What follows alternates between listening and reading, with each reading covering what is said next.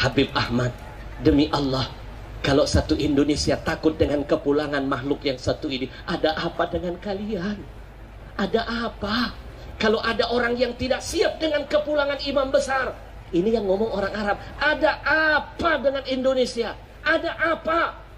Kalau pulangnya satu orang ini membuat Indonesia jadi getar, membuat semuanya jadi ketakutan, ada apa? Orang Arab itu sendiri menjawab, kalau begini ada rasa ketakutan, demi Allah ada kejahatan yang sedang mereka sembunyikan. Jangan main-main yang suka ngobah-ngerobah wajah-wajah Habib Rizik. Jangan main-main yang suka menghina Habib Rizik di medsos. Kalian menghina cucu Nabi sama menghina Rasul kakeknya. Betul?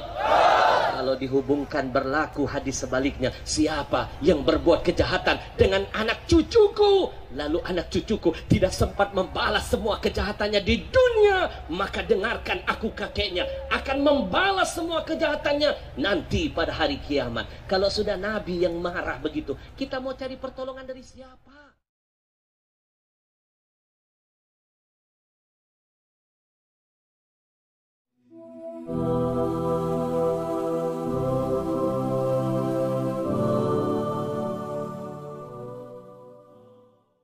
Lalu saya baru pulang umroh, alhamdulillah ketemu dengan imam besar. Beliau titipkan salam buat seluruh warga Indonesia. Saya berjumpa dengan beliau di depan haram, ditraktir beliau makan malam, 1 jam lebih berbicara tentang negeri ini. Setiap ketemu Pak TNI, Pak Polisi, demi Allah saya saksinya, imam besar. Setiap ketemu tidak lain berbicara tentang NKRI. Jadi kalau ada yang masih menganggap imam besar itu adalah penghancur, pengkhianat NKRI, berarti dia salah. Demi Allah, kami ulama tidak punya niat untuk menghancurkan NKRI. Mau tahu nggak siapa penghancur NKRI sebenarnya? Mereka adalah para pejabat yang korupsi di sana sini. Itu hakikatnya penghancur NKRI. Takbir! Kalau satu orang korupsinya ratusan miliar pejabat, mau jadi apa nasib NKRI ini? Kasus Jiwasraya, kasus Asabri, itu baru 2, masih banyak yang belum diungkap. Betul? Itulah sebenarnya yang harus dimusuhi, dibenci dan dicurigai. Demi Allah, kami ulama mau korupsi apa? Kadang-kadang amplop sering ketukar. Panitia tolong jangan terulang lagi. Nggih. Saya meneteskan air mata. Demi Allah, saya makin cinta dengan imam besar. Nih saya bocor ini. Nih gara-gara saya sering ziarah ke imam besar. Saya sering ziarah ke imam besar. Saya ziarah karena cinta. 1, karena beliau adalah cucunya Nabi Muhammad. Tolong kalau nggak benar-benar ngaji yang benar, jangan main-main benci imam besar. Dalam tubuhnya ada darah Nabi kita Muhammad. Dalam kitab As-Sawa'iq, saya mau meneteskan air mata. Ada sebuah hadis Nabi pernah bersabda, siapa yang berbuat baik kepada anak cucuku, lalu anak cucuku belum mampu membalas kebaikannya di dunia, maka izinkan aku, kakeknya, akan menanti dia di hari kiamat. Aku yang akan membalas kebaikannya. Takbir! Paham gak maksud hadis ini? Berlaku sebaliknya. Jangan main-main yang suka ngobah-ngerobah wajah-wajah Habib Rizik. Jangan main-main yang suka menghina Habib Rizik di medsos. Kalian menghina cucu Nabi sama menghina Rasul kakeknya. Betul?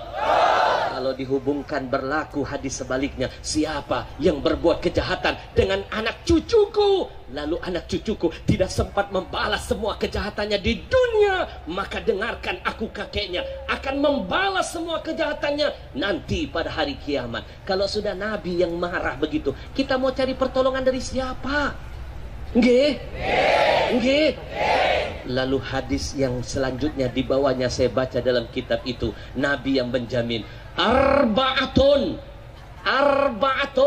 kata Nabi ada 4. Ana, saya, musyaffa'un lahum yaumal qiyamah. Ada 4 orang, saya pastikan kata Nabi, 4 orang ini aku yang akan langsung memberikan syafaat kepada mereka. Ternyata 4 orang itu ranking pertama adalah al-mukrim li dzurriyyati. Kata Nabi, orang yang pandai memuliakan keturunanku. Lalu bagaimana nasib orang yang menghina para habaib, yang nggak ngakuin habaib, mimpi dapat syafaat dari kakeknya, mimpi. Maka kita doakan mereka-mereka yang belum dapat hidayah, dengan mudah mempermainkan foto imam besar. Siapa mereka? Siapa imam besar? Demi Allah, saya duduk dengan beliau menangis ketika ada orang Arab datang berziarah kepada beliau, orang yang punya pengaruh di sana. Orang Mekah ini berkata, Habib Ahmad, bodoh kalian Indonesia mengorbankan orang hebat seperti ini, bodoh. Kami senang dengan datangnya orang begini. Bukan cuma ahli ibadah, alim orangnya, tawadu orangnya, cucu Rasul lagi. Kami bangga bertambah cucu Nabi di negeri kami. Dulu pernah terjadi pembantaian, cucu Nabi diusir dari negeri ini. Sekarang mereka satu persatu pulang. Kami bangga. Habib Ahmad, demi Allah, kalau satu Indonesia takut dengan kepulangan makhluk yang satu ini, ada apa dengan kalian?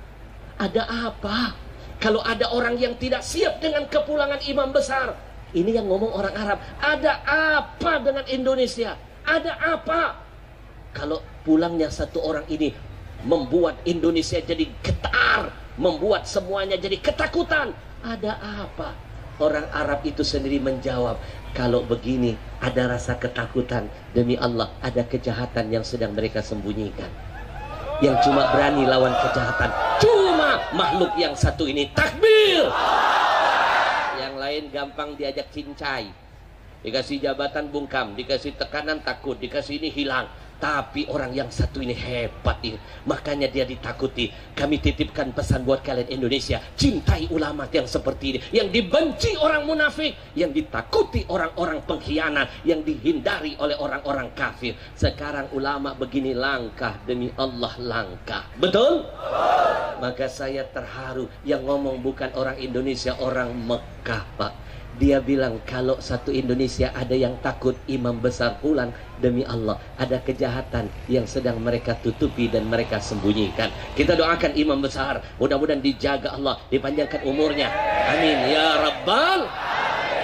Subhanallah walhamdulillah wala ilaha illallah. Subhanallah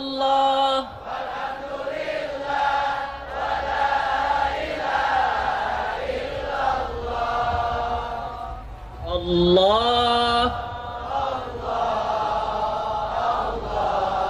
ya Allah, Allah,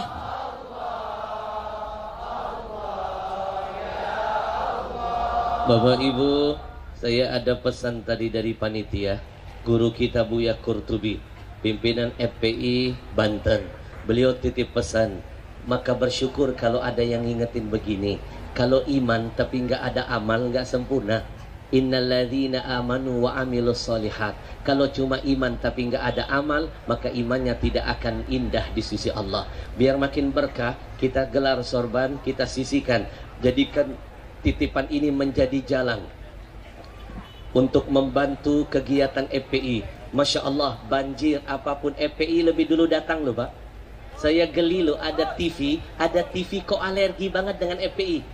Ketika dia lagi berkunjung memantau banjir, ternyata keduluan FPI sudah datang bantu jamaah. Orang Cina pun ditolong, orang non muslim pun. Apa ini bukan Pancasilais? Begitu sedang syuting, ada FPI berdiri di belakang, saking takutnya dengan tulisan FPI, dia suruh reporternya bergeser. Ada penyakit kebencian dalam hatinya. Betul? Padahal Masya Allah Pak, mereka ini nggak ada sponsor loh Pak, nggak ada dana-dana CSR loh, dananya dari umat untuk umat dan mengalir langsung tepat ke sasaran. Tidak ada korupsi, bahkan imam besarnya kadang-kadang mengeluarkan dana dari kantongnya. Betul? Maka ini tugas kita. Apa yang mereka perjuangkan, bantu korban-korban bencana, ini tugas kita. Jangan biarkan mereka sendirian berjuang di jalan Allah. Kalau kita tidak berani menumpas kejahatan, paling tidak uang kita, harta kita akan berbicara di hadapan Allah, menjadi saksi bahwa kita pun mujahid di jalan Allah. Insya